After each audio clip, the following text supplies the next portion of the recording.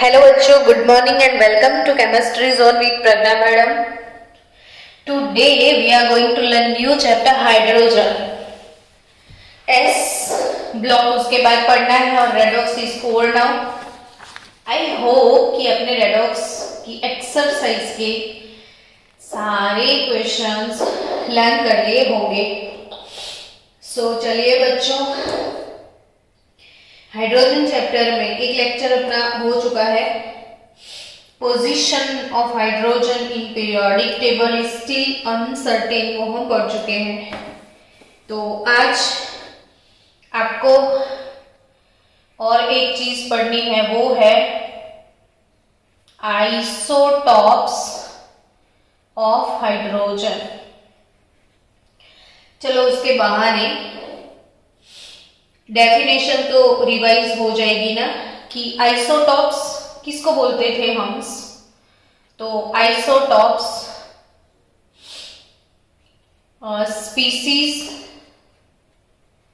Species having same number of proton but different number of neutron are called isotopes, जिसमें neutron different होते हैं. So hydrogen has three isotopes. Hydrogen has three isotopes. One is protium,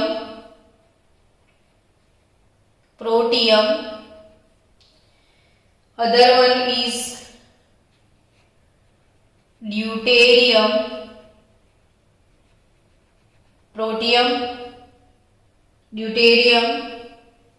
and the third one is tritium.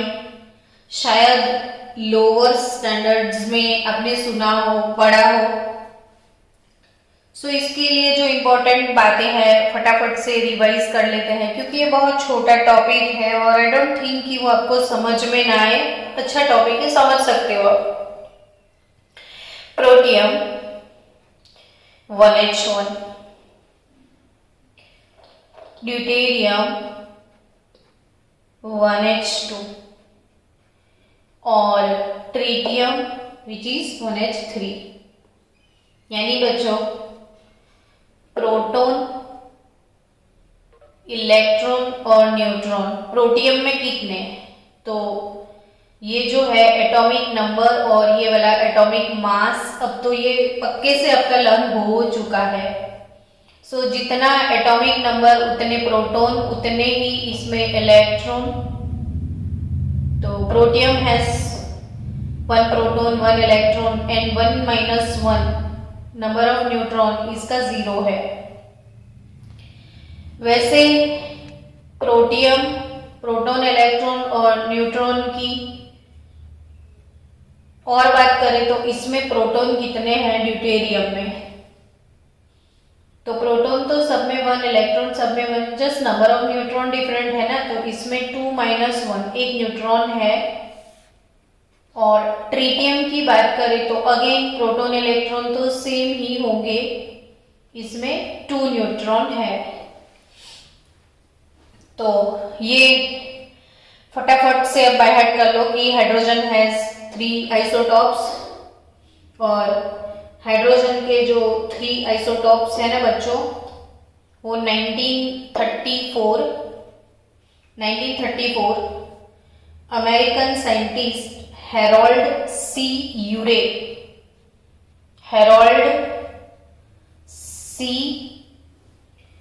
यूरे उन्होंने ये separate किए थे और इनको Nobel prize भी मिला है for separation of 3 isotopes of hydrogen. तो और एक चीजें जो इनके रिगार्डिंग जो इम्पोर्टेंट चीजें हैं वो मैं फटाफट से आपको बता दूं कि एटमॉस्फेयर में जो हाइड्रोजन है, अच्छा प्रोटियम का सिंबल P, ड्यूटेरियम का D और ट्रिटियम का T. बच्चा लोग इसका मास 1 है, इसका मास 2 है. So obviously deuterium is known as heavy hydrogen. अगर कहीं पे लिखा है हैवी हाइड्रोजन तो आप समझ जाना कि हैवी हाइड्रोजन यानी ड्यूटेरियम। चलो, हाइड्रोजन अगर पानी बनाता है, प्रोटियम का पानी है तो H2O, और ड्यूटेरियम का पानी है तो वो D2O। तो H2O का मोलर मास निकालोगे आप तो 2 इंटू ब्रैकेट हाइड्रोजन का एटॉमिक मास 1 और 16, तो molar mass of water is nothing but 18 ग्राम पर मोल, जबकि molar mass of deuterium water यानी ड्यूटेरियम ऑक्साइड 2 इंटू 2 प्लस 16 यानी 20 ग्राम पर मोल। तो वाटर से ये वाला वाटर थोड़ा हैवी है, so D2O is known as heavy water. D2O is known as heavy water. तो व्हाट इज हैवी वाटर? तो D2O। हैवी वाटर किसको बोलते हैं बच्चों? D2O को बोलते हैं हैवी वाटर। और हैवी हाइड्रोजन यानी ड्यूटेरियम। अब नेचर में सबका प्रपोर्शन कितना है वो अच्छे से याद रखना कि भाई नेचुरल सबसे ज्यादा मैक्सिमम प्रपोर्शन जहां पे भी हाइड्रोजन है तो इसमें मैक्सिमम प्रोटियम होता है। मैक्सिमम क्या होता है बच्चों? प्रोटियम। और जो कि प्रोटियम है वो 99.985% प्रोटियम अवेलेबल है इन नेचर। तो नेचर में प्रोटियम कितना अवेलेबल है? 99.985%, जबकि ड्यूटेरियम है 0.0156%। 0.0156%। हालांकि ट्रिटियम ये इतना बहुत ज्यादा प्रपोर्शन में है, बहुत ही कम प्रपोर्शन में, लेकिन ये तो वेरी रेयर। तो क्यों इतना कम है? तो कि बनते ही मर जाता है बेचारा, मर सुसाइड करता है, खुद सुसाइड बम्बर है। सुसाइड कैसे करता है? तो उसकी बॉडी में से रेडिएशन होते हैं। तो आपको याद रखना है कि ट्रिटियम का नेचुरल जो प्रपोर्शन है वो बहुत ही कम है। Wait for 1 minute student. चलो, ट्रिटियम जो है उसमें उसका नेचर में प्रोपोर्शन है 10⁻⁻15%। तो वो बहुत ही कम परसेंटेज है। रीजन सिर्फ वो ही है कि ये रेडियो एक्टिव है। रेडियो एक्टिव एलिमेंट किसको बोलते हैं? तो जिनके अंदर से अल्फा, बीटा, गामा ऐसे रेडिएशंस हो जाते हैं, और अंदर से रेडिएशन होने की वजह से ये अनस्टेबल होता है, फिर डिस्ट्रॉय हो जाता है। तो अंदर से ऐसे रेडिएशन ट्रिटियम में हो जाते हैं। तो ये तो एमसीक्यू हो जाएंगे, आपको ये सब क्वेश्चंस थियरी बेस्ड आ सकते हैं। तो ऐसा नहीं है कि नीट में सम्स ज्यादा आते हैं। इस बार तो नीट में सम्स ही नहीं आए हैं, यानी कैलकुलेशन वाले क्वेश्चन बहुत कम थे। मैक्सिमम क्वेश्चन जो कि थियरी पोर्शन से थे। तो अब थियरी पे ज्यादा फोकस करना। ट्रिटियम जिसका प्रपोर्शन है 10⁻⁻15% विच इज रेडियो एक्टिव, और उसमें से बीटा पार्टिकल्स एमिट होते हैं। Tritium emits low energy beta particle, low energy beta particles. और ट्रिटियम जो कि है उसका हाफ लाइफ टाइम 12.33 इयर्स है। ये सारे भाई आपके एमसीक्यूज है। हाँ, तो ये चीजें एमसीक्यू में आएंगी कहीं ना कहीं से कुछ भी, यानी आपको अच्छे से बाय हार्ट करना है कि hydrogen has 3 isotope. Harold C Urey American scientist, उन्होंने सेपरेट किए थे। ड्यू टू दैट उनको नोबेल प्राइज भी मिला है। प्रोटियम को P, ड्यूटेरियम को D, ट्रिटियम को T बोलते हैं। इसका प्रपोर्शन 9.985% है। ये हैवी हाइड्रोजन है। 0.0156% इसका प्रपोर्शन है और इसका 10⁻⁻15% है। और ये काफ़ी रेडियो एक्टिव है और इसमें से बीटा पार्टिकल्स बाहर आते हैं और इसका हाफ लाइफ टाइम जो है वो 12.33 ईयर्स। जो रेडियो एक्टिव एलिमेंट्स होते हैं ना उनका फुल लाइफ टाइम हमेशा मेजर नहीं होता, हाफ लाइफ टाइम। और हाफ लाइफ टाइम उसको बोलते हैं कि जो कंसंट्रेशन हाफ होने के लिए जो टाइम लगता है। चलो बच्चा लोग, नेक्स्ट आइसोटोप की बात करें तो प्रोटियम के अंदर जो बॉन्ड है और ड्यूटेरियम के अंदर जो बॉन्ड है, प्रोटियम यानी it is nothing but hydrogen bond और ये ड्यूटेरियम बॉन्ड। तो कोई भी बॉन्ड को ब्रेक करने के लिए जो एनर्जी हम प्रोवाइड करते हैं उसे हम बोलते हैं बॉन्ड एंथैल्पी। तो बॉन्ड एंथैल्पी प्रोटियम का क्या है पता है आपको? Bond enthalpy of protium, bond dissociation enthalpy of protium 438 kilo joule पर मोल, 435 किलो जूल पर मोल। और ड्यूटेरियम का बॉन्ड एंथैल्पी है 443 किलो जूल पर मोल। यानी इसके लिए कम एनर्जी चाहिए, इसके लिए ज्यादा एनर्जी चाहिए। तो कौन सा बॉन्ड जल्दी जल्दी ब्रेक हो जाता है? तो प्रोटियम वाला। तो जो जल्दी ब्रेक होगा वो दूसरे से जल्दी रिएक्ट करेगा। तो रिएक्टिविटी पॉइंट ऑफ व्यू ये क्वेश्चन भी नीट में आ चुका है। तो प्रोटियम ग्रेटर देन ड्यूटेरियम, याद रखना protium is fast reactive than deuterium क्योंकि इसकी बॉन्ड एंथैल्पी कम है, जल्दी टूटेगा इसकी कंपैरिजन में। चलो हो गई आइसोटॉप्स की बातें। तो और भी इंपॉर्टेंट बातों में जाना है, हमको बहुत टाइम वेस्ट नहीं करना है। तो next preparation of dihydrogen gas. Next topic आपको सीखना है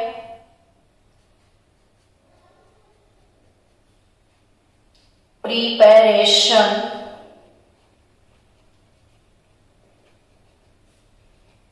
of hydrogen gas, dihydrogen gas की प्रिपरेशन। तो कैसे प्रिपरेशन की जाए हाइड्रोजन गैस की? तो सिंपल सी बात है, पूरे रेडॉक्स में हम यही तो पढ़ रहे थे कि एसिड में कोई भी मेटल डाल दो तो मेटल रिएक्टिव होती है हाइड्रोजन से। तो metals are more reactive than hydrogen, यानी कोई भी एसिड के सॉल्यूशन से डिस्प्लेसमेंट रेडॉक्स होगा और हाइड्रोजन गैस रिलीज होगा। तो सिंपल सी बात है कि कोई भी एसिड का सॉल्यूशन हो तो एसिड के सॉल्यूशन में H+ होगा, उसका रिडक्शन होके हाइड्रोजन गैस निकलेगा और मेटल ऑक्सीडाइज हो जाएगी। तो ये रेडॉक्स है नॉन मेटल डिस्प्लेसमेंट रिएक्शन में मैंने पढ़ाया था कि यूजुअली कोई भी जिंक ग्रेन्यूल्स ले लो, आपने 10th में पढ़ा होगा, ये मेथड याद करो बराबर से आराम से कि जिंक ग्रेन्यूल लिए थे। जिंक ग्रेन्यूल में यहाँ पे फनेल लगा हुआ था और फनेल से आप अंदर डाल रहे थे सल्फ्यूरिक एसिड और यहीं से हाइड्रोजन गैस रिलीज हो रहा था। और वो बिहाइव शेल्फ वाला फंडा और वाटर बाथ में ऐसे हाइड्रोजन गैस को कलेक्ट किया था हमने डाउनवर्ड डिस्प्लेसमेंट ऑफ, ये मेरे को ये नहीं आ रहा है। तो ये है गैस जार। तो गैस जार में अपने डाउनवर्ड डिस्प्लेसमेंट मेथड से हाइड्रोजन को ऐसे कलेक्ट किया था। तो ये लेबोरेटरी प्रिपरेशन है हाइड्रोजन गैस की। तो लैब में हाइड्रोजन गैस को कैसे प्रिपेयर किया जाता है लेबोरेटरी में? तो HCl के साथ रिएक्ट करो या H2SO के साथ जिंक प्लस, अगर HCl ले लिया आपने तो जिंक क्लोराइड बन जाएगा, हाइड्रोजन गैस रिलीज हो जाएगा। जिंक प्लस H2SO4 ले लिया कहीं तो जिंक सल्फेट बन जाएगा, H2 गैस रिलीज हो जाएगा। और अगर आपको एसिड नहीं लेना है, स्ट्रॉन्ग बेस लोगे तो भी रिएक्शन तो होगा बेस के साथ भी। तो जिंक में अगर NaOH डाल दो आप तो जिंकेट आयन बनेगा, जिंकेट Na2ZnO2, Na2ZnO2। यहाँ से एक चीज और सीखने मिलेगी, नेगेटिव रेडिकल के लिस्ट में ये नेगेटिव रेडिकल डाल देना, इसको हम बोलते हैं जिंकेट आयन। तो ये है जिंकेट, जैसे कल ऑक्जेलेट पढ़ा था, क्रोमेट डाइक्रोमेट, ये जिंकेट। तो sodium zincate plus hydrogen gas, यानी हाइड्रोजन गैस की प्रिपरेशन, लेबोरेटरी प्रिपरेशन बहुत इजी है, ये लैब प्रिपरेशन है। तो lab preparation of hydrogen gas, जिसमें हाइड्रोजन गैस को किसी भी एसिड के साथ रिएक्ट करवाओ तो डिस्प्लेसमेंट रेडॉक्स की वजह से हाइड्रोजन गैस रिलीज हो जाएगा, और बेस NaOH के साथ अगर रिएक्शन होता है तो सोडियम जिंकेट मिलता है और हाइड्रोजन गैस रिलीज होता है। चलो नाउ ये तो हो गया लेबोरेटरी प्रिपरेशन। अब कॉमर्शियली हाइड्रोजन गैस रियली कैसे प्रिपेयर होता है इंडस्ट्रीज में, वो सीखना है आपको। तो अगर इंडस्ट्रीज में मुझे हाइड्रोजन गैस बनाना है तो इंडस्ट्री में मुझे क्या करना है कि वाटर का इलेक्ट्रोलिसिस आप कर सकते हो। सबसे पहला method electrolysis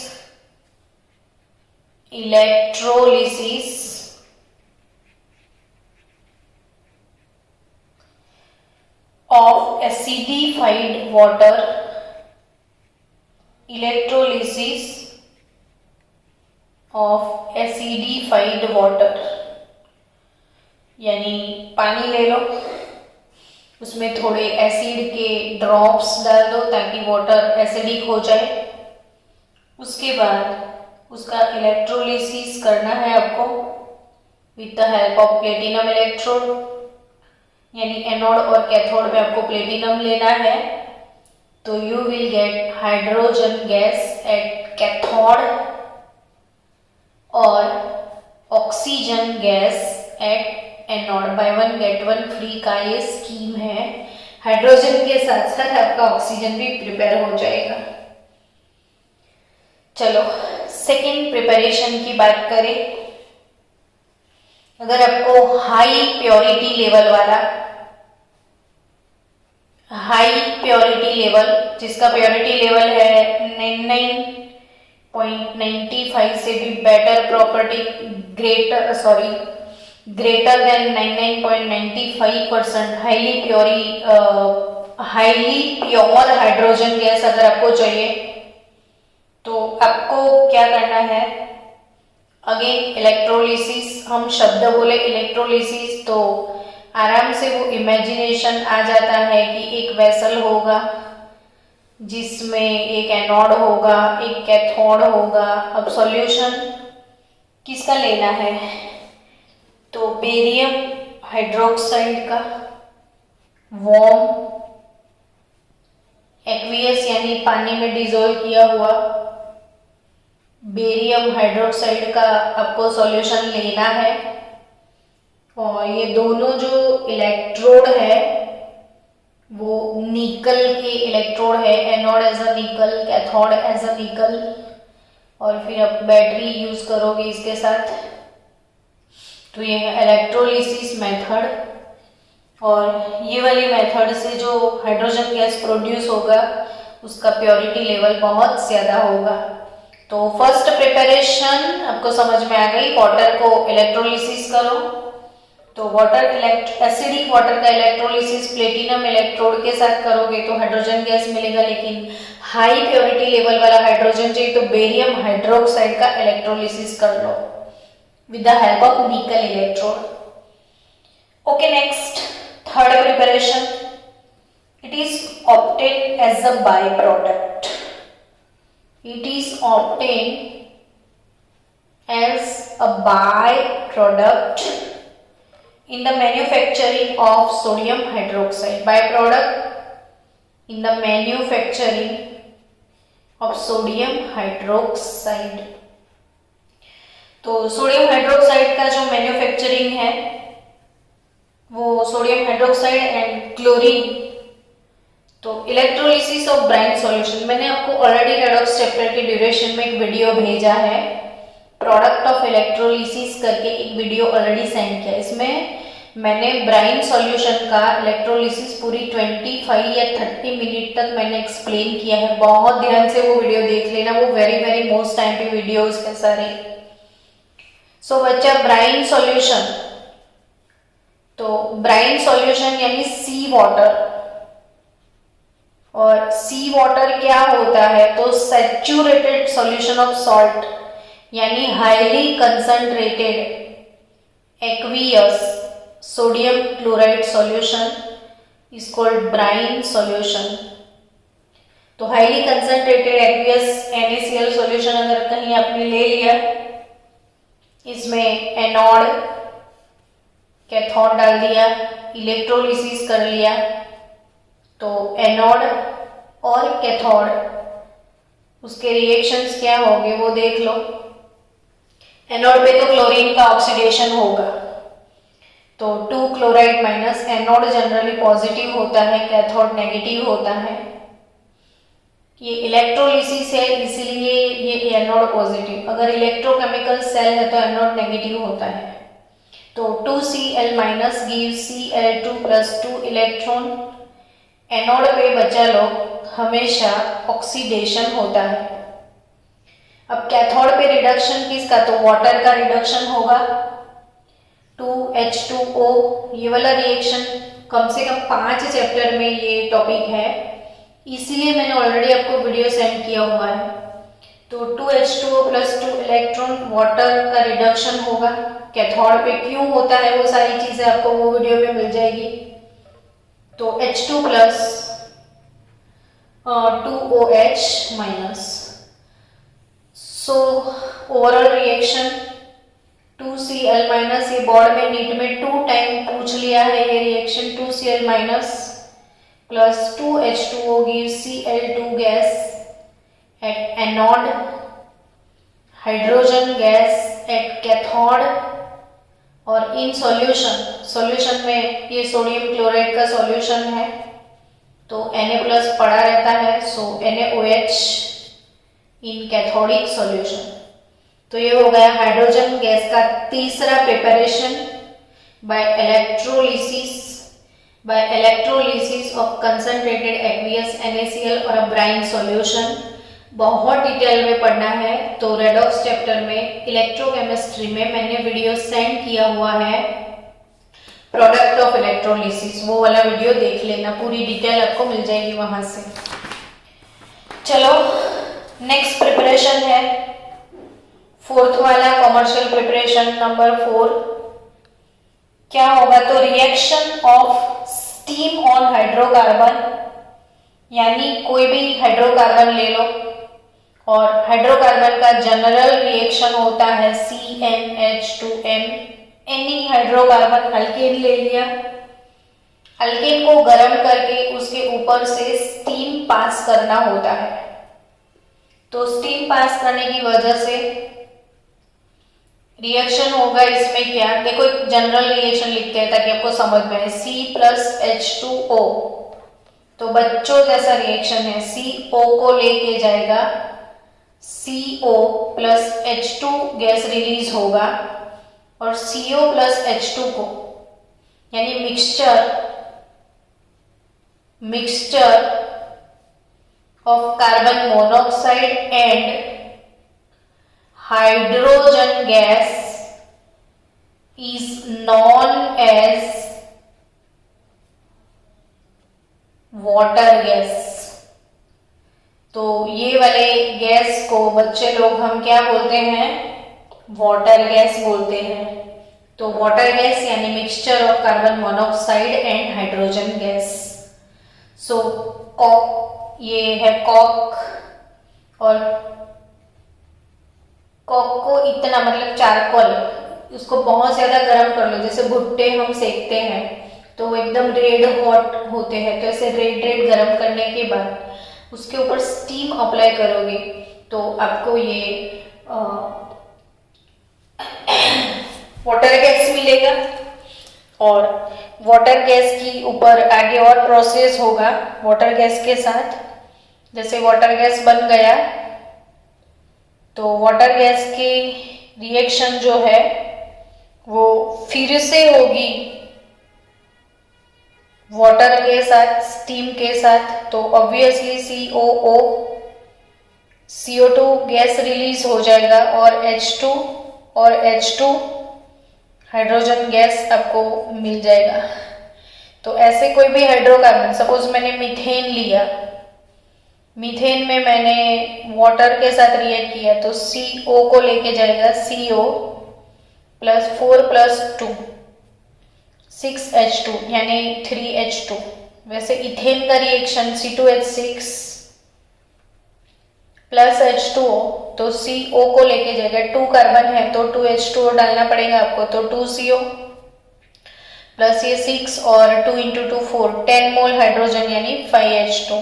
so in general n mole carbon तो n मोल ऑक्सीजन चाहिए तो n मोल CO बाहर निकलेगा और 2n प्लस 1 प्लस 2n यानी 4n प्लस 2 तो 4n प्लस 2 यानी 2n plus 1 mole of H2 gas निकलेगा। ऐसे रेडॉक्स ऐसे इक्वेशंस को बैलेंस करना भी मैंने सिखाया है चैप्टर 1 में। तो ये हो गया आपका लास्ट प्रिपरेशन।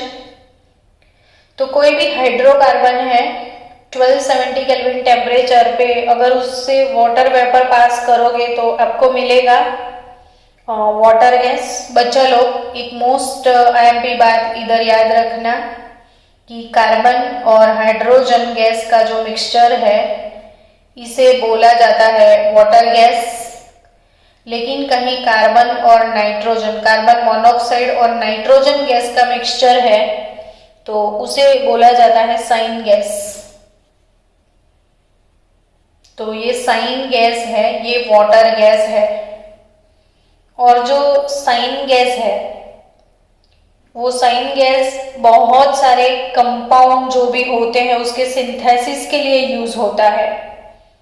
तो साइन गैस से हम नंबर ऑफ हाइड्रोकार्बन बना सकते हैं, इसीलिए बहुत सारे कंपाउंड का सिंथेसिस इस गैस से होता है, इसलिए इसको सिन गैस, सिंथेटिक गैस या सिंथेसिस गैस या साइन गैस बोलते हैं। और ये जो साइन गैस है it is also produced from sewage. Suez यानी जो कचरपट्टा होता है, फिर शो डस्ट लकड़ी का जो पाउडर होता है वो, और स्क्रैप वुड वो है लकड़ी का पाउडर। शो डस्ट तो क्या होता है, स्क्रैप वुड यानी वुड का जो कारपेंटर के घर पे मिलता है वो, और न्यूज़पेपर का वेस्ट। तो इससे भी साइन गैस बनता है। टेक्स्ट बुक में रीडिंग का टॉपिक है, अब रीड कर लोगे समझ में आ जाएगा। तो साइन गैस क्या है वो कंसेप्ट क्लियर। तो आप याद रखना in present time 77% of industrial dihydrogen gas produced from petrochemicals. तो पेट्रोकेमिकल से 77% जितना हाइड्रोजन गैस हम प्रोड्यूस करते हैं। 18% हाइड्रोजन गैस चारकोल से मिलता है और 4% हाइड्रोजन गैस फ्रॉम इलेक्ट्रोलिसिस और 1% फ्रॉम अदर सोर्सेस। तो ये है पूरा उसका production. 77% from petrochemical, 18% from call, 4% from electrolysis and 1% hydrogen from other sources. तो ये हो गए बच्चे हाइड्रोजन की प्रिपरेशन। फिर से एक बार रिवाइज कर लो जरा फास्ट। साइन गैस किसको बोलते हैं, तो mixture of carbon monoxide and nitrogen is called sign gas. आपकी टेक्स्ट बुक में CO प्लस H2 ये इक्वेशन गलत दिया है, ये इक्वेशन आता है 673 kelvin, CO plus H2 plus H2O। Water gas के साथ स्टीम अप्लाई करना होता है तो CO प्लस O, CO2 और H2 गैस ऐसे रिलीज होता है। तो वाटर गैस क्या है, और वाटर गैस को अलग कैसे किया जाता है, तो सोडियम आर्सेनाइड से उसको अलग करते हैं। और ये पूरा थियरी पोर्शन है, टेक्स्ट बुक में पढ़ने से भी आपको समझ में आ जाएगा। तो नेक्स्ट टॉपिक आपका है हाइड्रोजन के केमिकल प्रॉपर्टीज, फिजिकल प्रॉपर्टी और केमिकल प्रॉपर्टीज ऑफ हाइड्रोजन। तो आई थिंक वो नेक्स्ट वीडियो में मैं आपको दूंगी, ये वाले वीडियो में हम कवर नहीं करते हैं। चलो